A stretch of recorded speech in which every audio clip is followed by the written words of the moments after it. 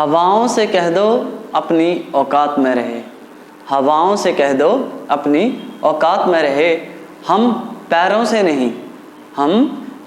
नहीं हौसलों से उड़ा करते हैं, हम पैरों से नहीं हौसलों से उड़ा करते हैं।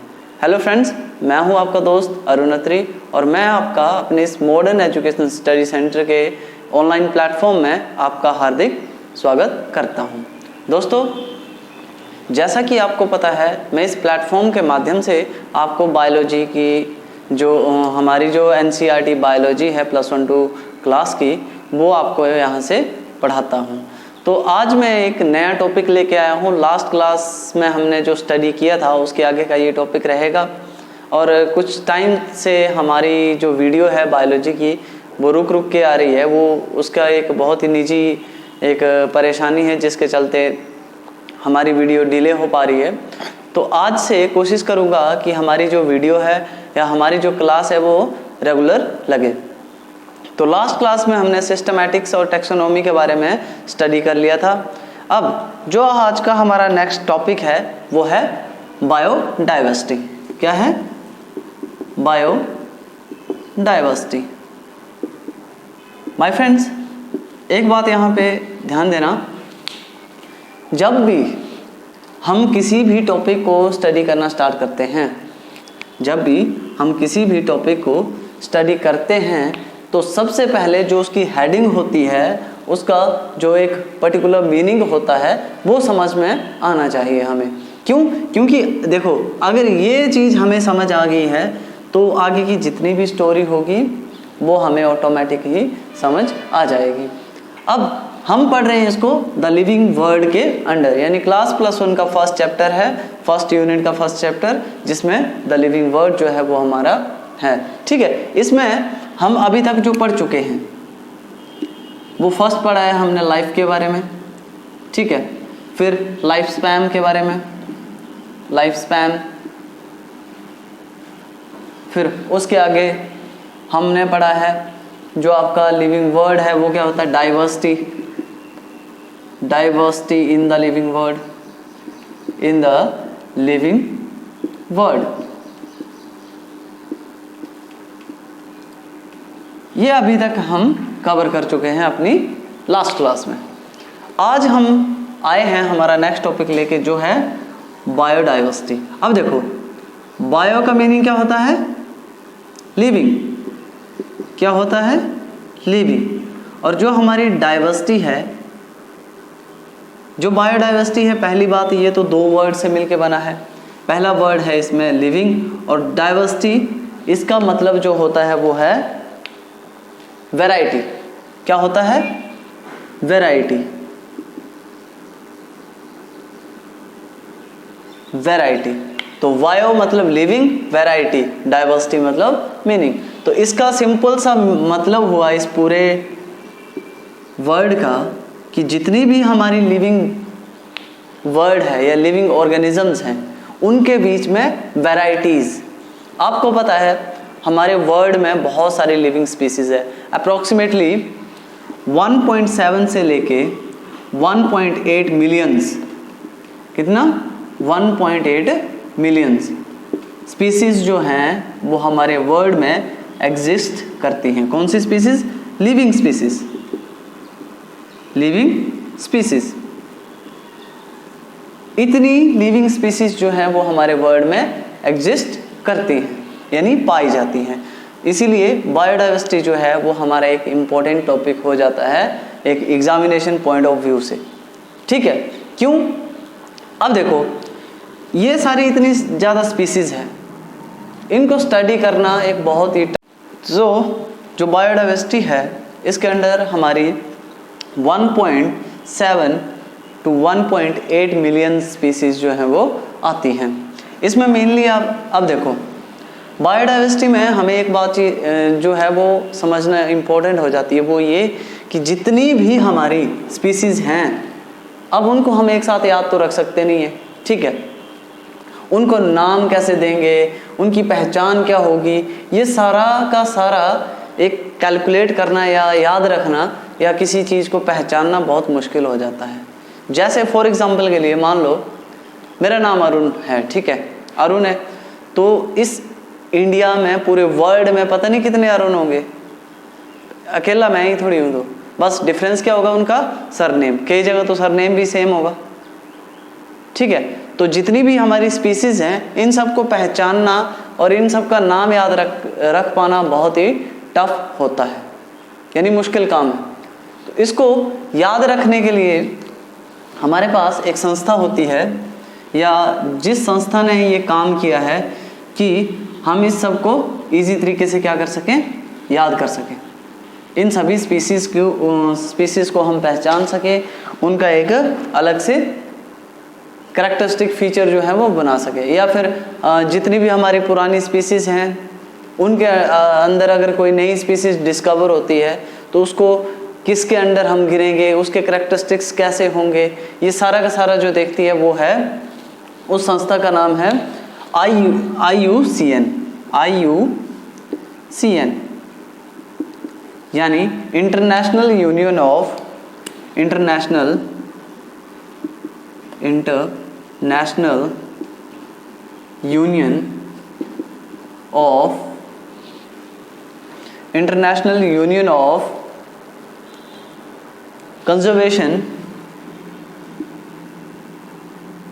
कंजर्वेशन ऑफ नेचर एंड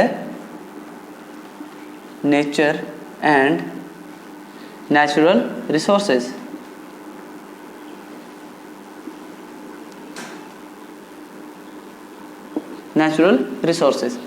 ये एक इकलौती ऐसी यूनियन है जो कि हमारी बायोडाइवर्सिटी में जितने भी हमारे एनिमल्स आते हैं या जितनी भी हमारी न्यू स्पीसीज आती है, कोई भी स्पीसीज हो, उसका जो पहचान होती है, यानी उसकी कैरेक्टरिस्टिक फीचर, उसकी कैरेक्टराइजेशन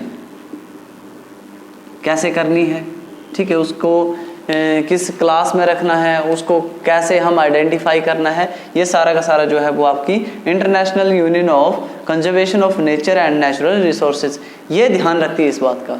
यानी पूरे वर्ल्ड में इकलौती ये ऐसी बॉडी है जो हमारी बायोडाइवर्सिटी में हो रहे बदलावों को, या हमारी बायोडाइवर्सिटी के अंदर कुछ नई चीज़ें जो ऐड हो रही हैं या जो हमारी चीज़ें इसमें से बाहर निकल रही हैं, उनका ध्यान रखती है ये, ठीक है। फिर ये बताती है कि किस चीज़ को या किस स्पीसीज को हमने कैसे कैरेक्टराइज करना है, उसको किस क्लास में रखना है, या उसका नाम क्या होना चाहिए।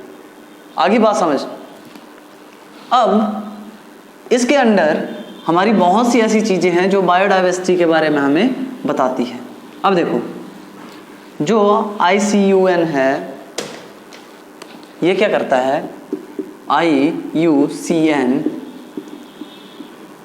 अब आपको पता है, एग्जाम्पल लेते हैं हम, ठीक है, मान लो अब मैं पैदा हुआ या कोई इंसान पैदा होता है, ठीक है, सबसे पहले हम क्या करते हैं, कोई भी चीज़ है, कोई पैदा होता है या कोई भी है, ठीक है, एनिमल है या कोई प्लांट है, तो हम उसकी सबसे पहले फिजिकल कैरेक्टरिस्टिक्स देखते हैं, ठीक है। क्या देखते हैं, फिजिकल कैरेक्टरिस्टिक्स, यानी उसका जो भी फेस होगा वो कैसा है, या उसकी स्ट्रक्चर कैसी है, या वो कैसे चल रहा है, या उसका मुंह कैसा है, ठीक है। हम फिजिकल अपीयरेंस देखते हैं सबसे पहले, फिर उस बेस पे हम उसको कैरेक्टराइज करते हैं, ठीक है। फर्स्ट क्या आएगा, अगर इसमें हम देखें तो सबसे पहले कोई भी स्पीसीज है उसके हम कैरेक्टरिस्टिक्स देखते हैं। क्या देखते हैं, कैरेक्टरिस्टिक या कैरेक्टरिस्टिक्स या कैरेक्टरिस्टिक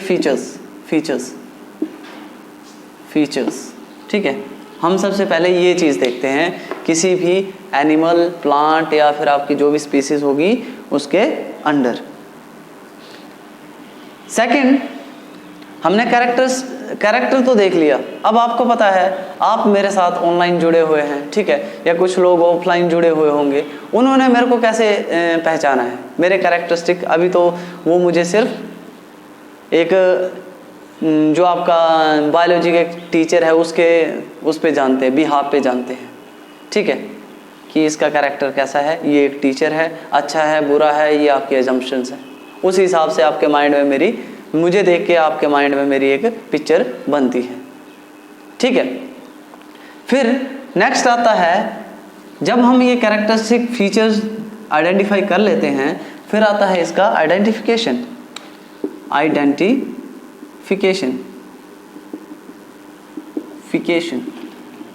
अब कोई भी चीज है उसको आइडेंटिफाई करना है। ठीक है, आइडेंटिफाई किस बेस पे करते हैं हम? इसके कैरेक्टरिस्टिक फीचर के बेस पे। अब ह्यूमन को आइडेंटिफाई करेंगे, कैसे करेंगे? 2 कान हैं, 2 हाथ हैं, 2 पैर हैं, ठीक है, इसकी हाइट इतनी है।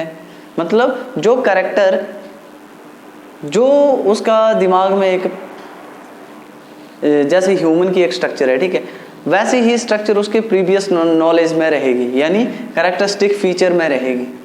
कैरेक्टरिस्टिक फीचर जो है वो आपके प्रीवियस नॉलेज पे डिपेंड करता है, क्योंकि इसके लिए आपके पास क्या होता है? पुराना नॉलेज होता है, इस चीज़ के बारे में आपको बताया नहीं गया होता है। ये आपकी खुद की अजम्पशंस होती है, आपके खुद के क्या होते हैं, एक थिंकिंग होती है खुद की।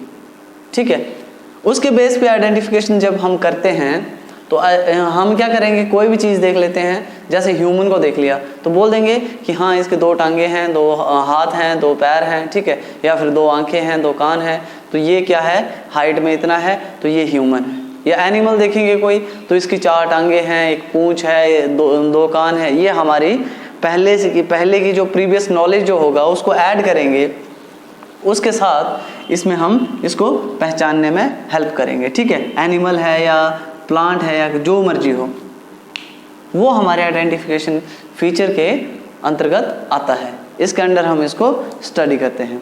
नेक्स्ट आता है फिर, अब हमने इसको देख तो लिया, ठीक है, कैरेक्टरिस्टिक्स देख लिए, इसके अकॉर्डिंग हम इसके अकॉर्डिंग चल रहे हैं।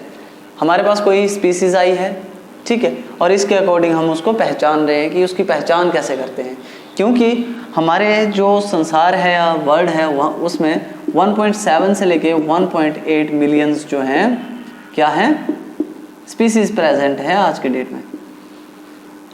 तो इन सबको याद रखा नहीं जा सकता, एक साथ नहीं याद रख सकते, लेकिन कुछ एक पॉइंट्स हैं हमारे पास जिनकी हेल्प से हम इनको आइडेंटिफाई करके याद रख सकते हैं। ठीक है, तो ये आ गया, हमने उसके कैरेक्टर्स देखे। फर्स्ट जो हमारी पहली नज़र में हमने उसको पहचाना कैसा होता है, फिर उसको हमने अच्छी तरीके से पहचान लिया कि हाँ ये एक पर्टिकुलर स्पीसीज है, हमने उसको एक पहचान दे दी। ठीक है, अपने पुराने नॉलेज के साथ नया नॉलेज मिलाया और उसको एक पहचान दे दी। फिर उसके बाद उस पहचान को देने के बाद बात करते हैं हम नोमेनक्लेचर की। नोमेनक्लेचर क्या होता है? नामकरण। अब पैदा तो हो गया मैं, ठीक है, आप मेरे को जानते भी हो, अब आप क्या करोगे? मुझे एक नाम दोगे, या तो खुद से दोगे या फिर मेरा नाम खुद से रखा गया होगा, तो उसको बोला जाता है नोमेनक्लेचर, यानी नामकरण। अब हमारे पास कोई स्पीसीज आ गई, अब हम ऐसे तो नहीं बोलेंगे 4 टांगों वाला सिर्फ गधा ही होता है, या 4 टांगों वाली बकरी होती है, या 2 टांगों वाला सिर्फ इंसान ही होता है, ठीक है, या 2 हाथों वाला सिर्फ इंसान ही होता है, ऐसा नहीं बोलेंगे। क्यों? क्योंकि अलग अलग फीचर्स हो सकते हैं, हमारे पास अलग अलग स्पीसीज हो सकती हैं, होती हैं, और ठीक है, इसके बेस पे हम क्या करेंगे? फिर उसको नाम देंगे, उसकी एक अलग से पहचान देंगे, ताकि उसको हम एक अलग तरीके से आइडेंटिफाई कर सकें। ओके, नेक्स्ट आता है फिर आपका नोमेनक्लेचर के बाद क्लासिफिकेशन।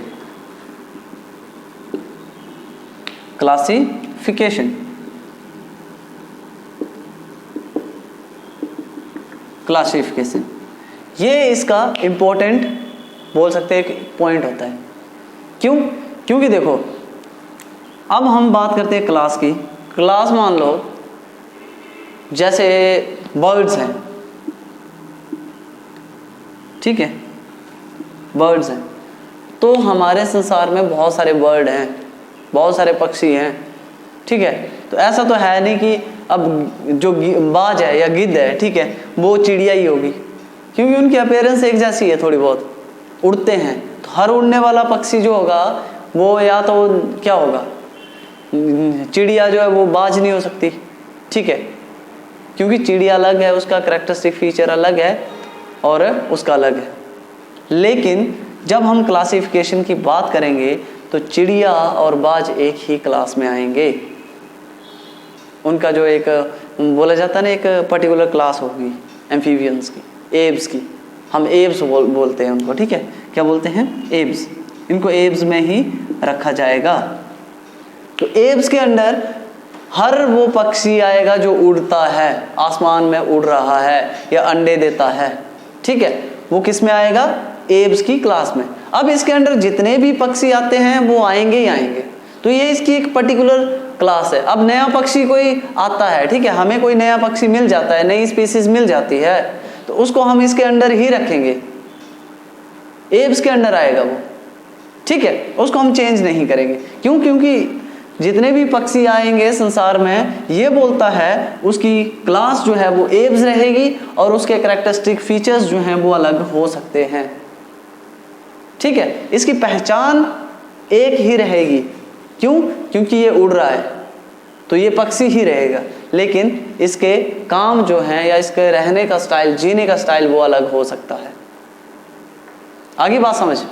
तो ये है एक IUCN का एक फॉर्मेट छोटा सा, जो हमारी टैक्सोनॉमी में हेल्प करता है हमें क्या करने के लिए, जितने भी हमारे बायोडाइवर्सिटी है उसको पहचानने में। अब इसमें ये जो कैरेक्टरिस्टिक फीचर है ये इतना इम्पोर्टेंट नहीं होता है, ठीक है, लेकिन ये 3 स्टेप जो हैं ये हमारे टैक्सोनॉमी के एक बोल सकते हैं बहुत ही इम्पोर्टेंट पॉइंट्स हैं, जो कि एक रोल प्ले करते हैं हमारे कैरेक्टरिस्टिक्स या आइडेंटिफिकेशन और नोमेनक्लेचर और क्लासिफिकेशन जो है हमारे बायोडाइवर्सिटी के अंदर। इसके अंतर्गत ही हम हर एक चीज़ को पढ़ेंगे, ठीक है, और उनकी पहचान करेंगे। अब इसमें हम देखेंगे 2-3 छोटी छोटी टर्मिनोलॉजी हैं जो हमें, या टर्म्स हैं जो हमें एग्जामिनर जो है एग्जामिनेशन में कई बार पूछ लेता है। जैसे फर्स्ट है आपकी ICBN।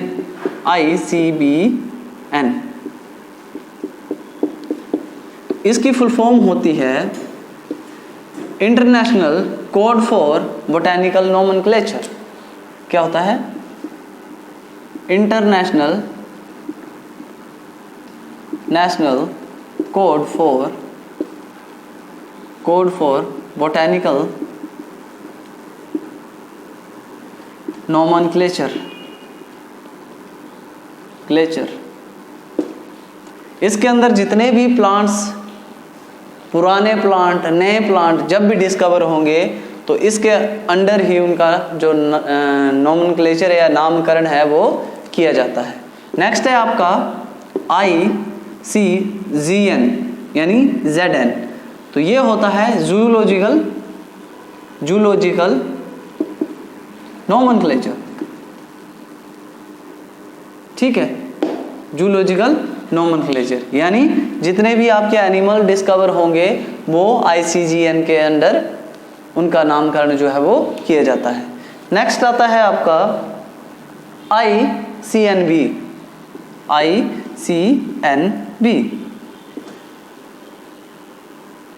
ये बैक्टीरियल नोमेनक्लेचर के लिए यूज किया जाता है। बैक्टीरियल नोमेनक्लेचर यानी जो भी हमारे नए पुराने बैक्टीरिया डिस्कवर किए जाते हैं उनके लिए बैक्टीरियल नोमेनक्लेचर जो है वो यूज किया जाता है। नेक्स्ट है एक और टर्मिनोलॉजी है, वो है ICNCP।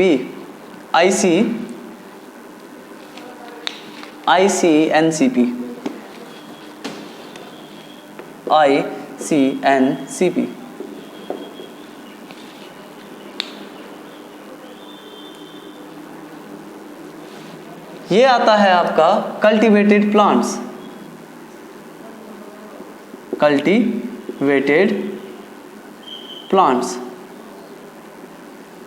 यानी international code for nomenclature of cultivated plants.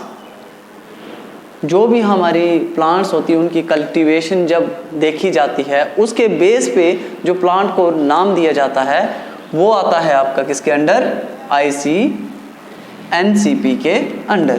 तो ये है इंपॉर्टेंट टर्मिनोलॉजीज जो हमारी किस में पूछी जाती हैं एग्जाम में।